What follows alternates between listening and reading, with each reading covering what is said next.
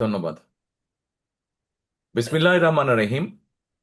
আজকের এই সুন্দর মহতী অনুষ্ঠানের সম্মানিত সভাপতি, উপস্থিত বাংলাদেশ জাতীয়তাবাদী দলের ভাইস চেয়ারম্যান বেগম নার্গিস, অধ্যাপক নার্গিস, উপস্থিত এখানে আমাদের খুলনা বিভাগের সহ সাংগঠনিক সম্পাদক অমিত ইসলাম, সহ উপস্থিত জেলা বিএনপির নেতৃবৃন্দ, উপজেলা বিএনপির নেতৃবৃন্দ, এবং বিশেষ করে উপস্থিত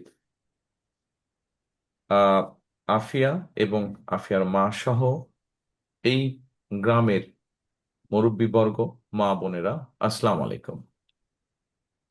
আজকে আমরা আজকে আমরা এখানে একটা অনুষ্ঠানে উপস্থিত হয়েছি। এই অনুষ্ঠানটা কিন্তু একটু ভিন্ন রকমের অনুষ্ঠান। এটা কোনো রাজনৈতিক কোনো অনুষ্ঠান না। সাধারণত রাজনৈতিক অনুষ্ঠানে কি হয়, এই কেউ স্লোগান দিচ্ছে, কেউ মিছিল করে একসাথে দল বেঁধে মানুষজন আসছে। কিন্তু দেখুন, আজকের অনুষ্ঠানটা খুব একটা অন্যরকম অনুষ্ঠান, যেখানে একটা শান্তির স্পর্শ আছে, একটা ছায়ার স্পর্শ আছে। এখানে আমরা যারা আপনারা সামনে বসে আছেন, সাধারণত রাজনৈতিক অনুষ্ঠান হলে আমরা একটি ভিন্ন চিত্র দেখি। আজকের এই অনুষ্ঠানটি একটু ভিন্ন রকম। দেখুন, এখানে আমি উপস্থিত আছি, এখানে অমিত উপস্থিত আছে, অমিতের সাথে আমাদের জেলা বিএনপি সাবু সাহেব সহ অন্যরা উপস্থিত আছে, উপজেলা নেতৃবৃন্দ উপস্থিত আছে। আমরা যারা রাজনীতি করি, আমরা রাজনীতিটা করি কাদের জন্য? আমরা রাজনীতিটা করি দেশের মানুষের জন্য। রাজনীতির অর্থ কি সবসময় মিছিল মিটিং স্লোগান? হ্যাঁ, মিছিল মিটিং স্লোগান রাজনীতির একটি অংশ, বই কি, কিন্তু তার বাইরেও তো রাজনীতির অংশ আছে। মানুষের বিপদে আপদে বিভিন্ন সময় ঝড় বৃষ্টি তুফান বন্যা, বিভিন্ন রকম প্রাকৃতিক দুর্যোগই হোক, অথবা মানুষের কোনো ব্যক্তিগত দুর্যোগই হোক, সামাজিক দুর্যোগই হোক, সোজা কথায়, অল্প কথায়, এক কথায়, মানুষের পাশে গিয়ে দাঁড়ানো, এটি হচ্ছে সবচেয়ে বড় রাজনীতি। আমরা অতীতে দেখেছি যে বিভিন্ন রাজনৈতিক দলের বিভিন্ন বক্তব্য থাকে, বিভিন্ন কথাবার্তা থাকে। মঞ্চে দাঁড়িয়ে এক রাজনৈতিক দল আরেক রাজনৈতিক দলের বিভিন্ন কাজের সমালোচনা করছে, বিভিন্নভাবে দোষারোপ করছে। উপস্থিত মুরব্বীবর্গ, প্রিয় নেতৃবৃন্দ, আমার মনে হয় আমরা অনেক দিন ধরে, বহু বছর ধরে হয়তো আমরা রাজনীতির একটি স্টাইল ফলো করেছি। এখন বোধহয় আমাদেরকে একটু পরিবর্তন করা প্রয়োজন আমাদের রাজনীতিটা। আমরা কিছুদিন আগে যখন 5ই আগস্টের পরে স্বৈরাচার যখন এই দেশ থেকে পালিয়ে গেল, জনগণের তুমুল আন্দোলনের মুখে, রাজপথে তীব্র আন্দোলন গড়ে তোলার মুখে, জনগণের প্রতিরোধের মুখে যখন স্বৈরাচার পালিয়ে গেল, তারপরে আহ বর্তমান অন্তর্বর্তীকালীন সরকার এসেছে। অন্তর্বর্তীকালীন সরকার বিভিন্ন বিষয়ে হয়তো তাদের সীমাবদ্ধতা থাকার কারণে তারা হয়তো অনেক কাজ করতে পারেনি। অন্তর্বর্তী সরকার একটি কাজ করেছে, আমরা কি দেখেছি কি, যে রিফর্ম নিয়ে, সংস্কার নিয়ে কাজ করেছে।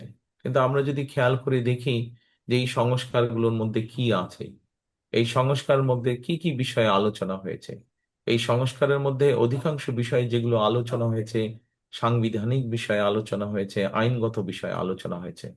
কিন্তু এই যে আজকে আফিয়ার পাশে যে আমরা দাঁড়ালাম, আফিয়ার মায়ের পাশে যে আমরা দাঁড়ালাম, এরকম আফিয়ার সংখ্যা তো বাংলাদেশে আরো অনেক আছে। আফিয়ার মায়ের মতন এরকম অসহায় মানুষ তো আরো অনেক আছে। এখানে অমিত তার বক্তব্যে কিছু কথা বলেছে যে আমরা আমাদের রাজনৈতিক দল হিসেবে, সংগঠন হিসাবে, মানুষ হিসাবে, ব্যক্তি হিসাবে আমরা বিভিন্ন সময় চেষ্টা করেছি যে রাজনীতির প্রচলিত যে রাজনীতি আছে তার পাশেও বিভিন্ন সময় মানুষের পাশে দাঁড়ানোর চেষ্টা করেছি আমরা। এই সংস্কার প্রস্তাবগুলো যেগুলো এসছে, এগুলাও ভালো, এগুলাও প্রয়োজন দেশের জন্য, দেশের মানুষের জন্য, ভবিষ্যতের জন্য প্রয়োজন। কিন্তু যেই কথাটি বলছিলাম যে আফিয়ার মতন যারা সন্তান আছে, আফিয়ার মতন যেই আফিয়ার মায়ের মতন যে অসহায় মানুষগুলো আছে, এই মানুষগুলোকে নিয়েও তো আমাদের চিন্তা করতে হবে। এরা তো এই দেশেরই সন্তান। কাজেই সেই জন্যই নিশ্চয়ই আপনারা খেয়াল করেছেন, আপনারা এর মধ্যে নিশ্চয়ই জানেন, এর মধ্যে আপনারা পত্রপত্রিকা দেখেছেন, শুনেছেন, আমাদের নেতৃবৃন্দ গ্রামে গ্রামে মানুষের কাছে বলেছে যে আমরা আগামী দিনে বাংলাদেশের মানুষের, এই যে সামনে যে নির্বাচন, এই নির্বাচনের মাধ্যমে আমরা ইনশাল্লাহ বাংলাদেশ জাতীয়তাবাদী দল আমরা যদি মানুষের সমর্থন পাই এবং সরকার গঠন করতে সক্ষম হই, তাহলে আমরা কতগুলো পদক্ষেপ নিতে চাই। এই গ্রামের মানুষ বলেন, দুস্থ মানুষ বলেন, এই পরিবারগুলোর পাশে দাঁড়াতে চাই আমরা। সেখানে আমরা আমাদের ফ্যামিলি কার্ডের কথা বলেছি। বাংলাদেশের অর্ধেক জনসংখ্যার মতন মানুষ প্রত্যক্ষ বা পরোক্ষভাবে কৃষির সাথে জড়িত। মানুষের বা দেশের সব সর্বমোট জনসংখ্যার বেশিরভাগ মানুষ তো গ্রামেই বাস করে, এবং গ্রামে যারা বাস করে কম বেশি সেই মানুষগুলো কৃষি কাজের সাথে জড়িত। আজকে কৃষক যদি ভালো থাকে, কৃষক যদি তার উৎপাদিত পণ্যের ন্যায্য মূল্য পায়, তাহলে সামগ্রিকভাবে দেশ ভালো থাকবে। কৃষক যদি উৎপাদন বাড়াতে সক্ষম হয়, তাহলে দেশের বাকি মানুষ স্বল্প মূল্যে, ন্যায্য মূল্যে কৃষি উৎপাদিত পণ্যগুলো তারা পাবে। এবং সেই জন্যই কিন্তু কৃষকের পাশে এসে দাঁড়ানোর জন্য, কৃষককে সহযোগিতা করার জন্য, কৃষককে ভালোভাবে সহযোগিতা করার জন্য আমরা সেই জন্য কৃষি কার্ডের মতন একটি প্রকল্প হাতে নিয়েছি, যে আমরা দেশের মানুষের সমর্থন নিয়ে সরকার গঠনে সক্ষম হলে কৃষকদের পাশে দাঁড়াবো। ফ্যামিলি কার্ড দেওয়ার মাধ্যমে আমরা যেরকম ফ্যামিলি কার্ড যেটি আমরা দিতে চাইছি, এটি দেওয়ার মাধ্যমে যেরকম আমরা পরিবারগুলোর পাশে দাঁড়াবো, ফ্যামিলি কার্ড আমরা দিতে চাই শুধু নারীদেরকে। একটি পরিবারের যে নারী, নারী প্রধান যে, তাকে আমরা এই ফ্যামিলি কার্ডগুলো দিতে চাই, যাতে তার পরিবারের সহযোগিতা হয়, তার পরিবারের জন্য সুবিধা হয়, সাহায্য হয়। ঠিক একইভাবে আমরা দিতে চাই কৃষক কার্ড কৃষকদের জন্য। অর্থাৎ আমাদের রাজনীতিটাকে আমরা নিয়ে যেতে চাই, রাজনীতিটাকে শুধু স্লোগান, মিটিং, মিছিল এর মধ্যে আমরা সীমাবদ্ধ রাখতে চাই না। আমরা রাজনীতিটাকে এমনভাবে নিয়ে যেতে চাই যাতে সাধারণ মানুষ বলতে আমরা যাদেরকে বুঝি, সেই মানুষগুলোর পাশে যাতে আমরা দাঁড়াতে পারি। তারপরে যেমন ধরেন, আমরা আরেকটি প্রকল্প চালু করতে চাই, খাল কাটা প্রকল্প।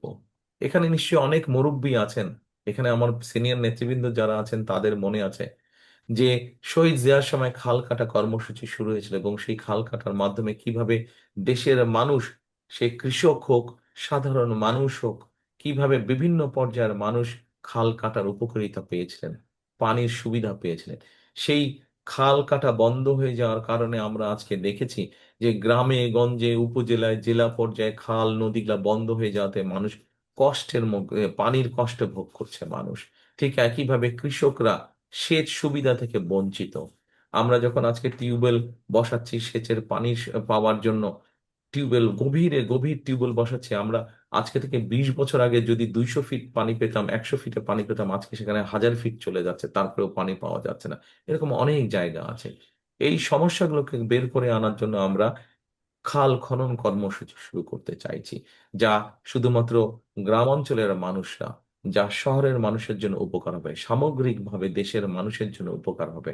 পানির সমস্যার সমাধান আমরা দেখি কি, বর্ষাকালে যখন অতিবৃষ্টি হয়, অথবা সীমান্তের ওপার থেকে যখন হঠাৎ করে বাঁধ খুলে দেওয়া হয়, আমাদের দেশের বিভিন্ন অঞ্চল ভেসে যায় পানিতে, মানুষের দুর্দশা বেড়ে যায়, ঘর বাড়ি ভেঙে যায়, গবাদি পশু ভেসে চলে যাচ্ছে। আমরা এই বন্যাকে নিয়ন্ত্রণ করা হোক, পানির সুবিধার জন্য হোক, সেচ সুবিধার জন্য হোক, খাল খনন কর্মসূচি, যেই কাজগুলো করলে সাধারণ মানুষ সরাসরি সুযোগ সুবিধা পাবে, সেই কাজগুলো আমরা করতে চাইছি। অর্থাৎ রাজনীতিটাকে আমরা নিয়ে যেতে চাচ্ছি মানুষের উপকারের জন্য। শুধুমাত্র শুধুমাত্র যে আমরা শুধুমাত্র যে আমরা মিটিং মিছিলের মধ্যে রাজনীতি রাখতে চাইছি না, শুধুমাত্র এক দল আরেক দলকে শুধু দোষারোপ করবে। এই দোষারোপের রাজনীতি করলে তো মানুষের পেট ভরে না। কি করলে মানুষের পেট ভরবে, কি করলে মানুষ ভালো থাকবে, সেই কাজগুলো আমরা শুরু করতে চাই, সেই কাজগুলো আমরা করতে চাই। দেখুন, আরেকটি কথা যেমন বলি, এই যে আজকে যে বাচ্চাটা আফিয়া, ও বাচ্চাটা যে আজকে যেই বেচারা, যেই কারণে তার বাবা তাকে ছেড়ে চলে গেছে, অর্থাৎ ওর অনেক অল্প সংখ্যক মানুষের হয়, কিন্তু ও বেচারারও এই রোগটি হয়েছে, যে কারণে তার শরীরের রংটা অন্যরকম। গ্রামের মানুষ বিশেষ করে আজকে চিকিৎসা সুবিধা, বেসিক যে চিকিৎসা, মৌলিক যে চিকিৎসা সুবিধা, এই চিকিৎসা সুবিধা থেকে আমাদের লক্ষ লক্ষ কোটি কোটি মানুষ বঞ্চিত আজকে। আমরা গ্রামের মানুষের কাছে, বিশেষ করে মা বোনদের কাছে, বিশেষ করে শিশুরা যাতে গ্রামে যারা বসবাস করছেন তারা যাতে স্বাস্থ্য সুবিধা পান, সেই জন্য আমরা একটি পরিকল্পনা গ্রহণ করেছি। কি সেই পরিকল্পনা? আজকে এই যে কথাগুলো বলছি, এখানে আপনারা যারা আছেন সবাই কিন্তু আপনারা চাঁদপাড়া গ্রামে বাস করেন, অর্থাৎ এখানে উপস্থিত মোটামুটি সবাই কিন্তু অধিকাংশ মানুষ গ্রামের মানুষ। অর্থাৎ দেশ গ্রামের মানুষ যারা আছেন তাদের জন্য বিএনপির কি পরিকল্পনা, সেগুলো সংক্ষেপে আমি আজকে আপনাদের সামনে দু একটি কথার মাধ্যমে বলতে চাইছি। স্বাস্থ্য সুবিধাটা আমরা গ্রামের মানুষের কাছে পৌঁছে দিতে চাই। অনেক বাংলাদেশে বহু বোন আছেন, বহু মা আছেন, যারা বছরের পর বছর ধরে বিভিন্ন শারীরিক কষ্ট ভোগ করছেন, কিন্তু হয়তো সদর উপজেলা হাসপাতালে যেতে পারছেন না, সদর জেলা হাসপাতালে যেতে পারছেন না। হয়তো ছেলে টাইম পাচ্ছে না, হয়তো ভাই টাইম পাচ্ছে না, হয়তো স্বামী সময় করতে পারছে না, তাকে নিয়ে যেতে পারছে না। আমরা স্বাস্থ্যকর্মী নিয়োগ করতে চাই। স্বাস্থ্যকর্মী নিয়োগ করার মাধ্যমে আমরা এই সুবিধাটা, অর্থাৎ বিশেষ করে মা বোনদের জন্য, বিশেষ করে ছোট ছোট বাচ্চাদের জন্য, যারা একা হাসপাতালে যেতে পারে না, তারা যাতে ঘরে বসে মৌলিক যে চিকিৎসাগুলো, সেই চিকিৎসা সুবিধা যাতে তারা পায়, সেই জন্য আমরা দেশে 1 লক্ষ স্বাস্থ্যকর্মী নিয়োগ করতে চাচ্ছি। তাদেরকে আমরা ট্রেনিং দিব, এবং এই স্বাস্থ্যকর্মীরা গ্রামে গ্রামে যাবে। এখানে যারা সিনিয়র নেতৃবৃন্দ আছে, এই গ্রামে যারা মুরব্বীরা, আপনারা আজকের এই অনুষ্ঠানে উপস্থিত আছেন, আপনাদের নিশ্চয়ই মনে আছে শহীদ জিয়ার সময় কিন্তু পল্লী চিকিৎসক ছিল, নিশ্চয়ই এখনো আছে কিছু কিছু। শহীদ জিয়ার সময় পল্লী চিকিৎসক ছিল, অর্থাৎ গ্রামের মানুষ কষ্ট করে যাতে তাদেরকে খুব সিরিয়াস কোনো অসুখ বিসুখ না হলে, ছোটখাটো অসুখ বিসুখ যাতে ঘরে বসেই তাদেরকে আমরা চিকিৎসার সুবিধা দিতে পারি, সেইটির ব্যবস্থা আমরা করতে চাইছি। আরেকটি বিষয় আছে, আরেকটি বিষয় আছে। আমরা বিভিন্ন শ্রেণী পেশার মানুষ, আমরা এই যে বলেছি, একটু আগে বললাম ফ্যামিলি কার্ডের কথা। এই ফ্যামিলি কার্ড দেওয়ার মাধ্যমে আমরা যেরকম মা বোনদেরকে সহযোগিতার হাত বাড়িয়ে দিতে চাইছি, তাদেরকে আমরা স্বাবলম্বী করে গড়ে তুলতে চাইছি। আপনাদের নিশ্চয়ই মনে আছে দেশনেত্রী খালেদা জিয়ার সময় আমাদের নারীদের শিক্ষা, যারা নারীরা যাতে শিক্ষা পায়, ওই জন্য দেশনেত্রী খালেদা জিয়া যখন দেশ পরিচালনার দায়িত্বে ছিলেন, উনি কি করেছিলেন? উনি কিন্তু মেয়েদের শিক্ষা, ক্লাস 12 পর্যন্ত, ইন্টারমিডিয়েট পর্যন্ত মেয়েদের শিক্ষা ব্যবস্থা ফ্রি করে দিয়েছিলেন। গত 25 বছরে কিন্তু বাংলাদেশের নারী সমাজের বহু নারী কিন্তু সেই সুবিধাটা পেয়েছে। কিন্তু শিক্ষার পাশাপাশি দেশনেত্রী খালেদা জিয়া নারীদেরকে শিক্ষার সুযোগ দিয়েছিলেন। আজকে আগামী দিনে ইনশাল্লাহ বিএনপি আপনাদের সমর্থন নিয়ে সরকার গঠনে সক্ষম হলে এই শিক্ষিত নারী সমাজকে আমরা অর্থনৈতিকভাবে স্বাবলম্বী করে গড়ে তুলতে চাই। নারীরা যদি অর্থনৈতিকভাবে স্বাবলম্বী হয়ে গড়ে তুলতে পারে, তাহলে এই দেশকে আমরা সামনের দিকে খুব দ্রুত নিয়ে যেতে পারবো। দেখেন, একটা সংসার, নারী একজন এবং একজন পুরুষ মিলিয়ে একটি সংসার তৈরি হয়। শুধু পুরুষ যদি কাজ করে, নারী যদি কাজ না করে, সংসারটা সুন্দর হতে পারবে? সুন্দর হতে পারবে না। ঠিক একইভাবে দেশের অর্ধেক জনসংখ্যা হচ্ছে নারী। সেই নারীদেরকে যদি আমরা সহযোগিতা না করি, তাহলে তো দেশকে আমরা এগিয়ে নিতে পারবো না। সেজন্য আমরা চাই, যেই নারীরা শিক্ষিত হয়েছে, গত 20 বছর 25 বছর ধরে শিক্ষিত হয়েছে, খালেদা জিয়া যে সুবিধা তৈরি করেছেন, আগামী দিনে বিএনপি সরকার ইনশাল্লাহ সেই নারীদেরকে অর্থনৈতিকভাবে স্বাবলম্বী করতে চাই। সেই জন্যই আমরা সেই ফ্যামিলি কার্ড দিতে চাই। খালেদা জিয়ার সময় আপনাদের খাল খননের মাধ্যমে যেরকম শহীদ জিয়া কৃষকদের সেচের সুবিধা করে দিয়েছিলেন, আপনাদের নিশ্চয়ই এখানে অনেকে আছেন যাদের মনে আছে খালেদা জিয়া 91 সালে যখন সরকার গঠন করলেন, তখন কিন্তু কৃষকদেরকে 5,000 টাকা সুবিধা, কৃষি ঋণ মৌকুফ করে দিয়েছিলেন। 25 বিঘা পর্যন্ত জমির খাজনা মৌকুফ করে দিয়েছিলেন। 10,000 টাকা যাদের কৃষি ঋণ ছিল, তাদের সুদটা মৌকুফ করে দিয়েছিলেন। আমরা এবার কৃষক কার্ডের মাধ্যমে কৃষকদের পাশে আরো শক্তভাবে সরকার দাঁড়াতে চায়, যাতে কৃষকদেরকে সুবিধা দিতে পারে। এইভাবে বিভিন্ন শ্রেণী পেশার মানুষকে পাশে আমরা দাঁড়াতে চাই আমরা সরকার গঠন করলে। আরেকটি মানুষ আছে, আরেক শ্রেণীর মানুষ আছে যাদের পাশে আমরা দাঁড়াতে চাই। এই মানুষগুলা কিন্তু আমাদেরকে আমাদের জন্ম থেকে মৃত্যু পর্যন্ত, আমাদের আনন্দের সময় যেরকম আমাদের পাশে এই মানুষগুলো থাকেন, ঠিক আমাদের জীবনের দুঃখের সময়গুলো এই মানুষগুলো থাকেন। বিভিন্ন সময় জীবনের বাঁকে বাঁকে আমরা যখন বিভিন্ন সংকটে পড়ি, এই মানুষগুলো আমাদেরকে পরামর্শ দেন। কারা সেই মানুষগুলো?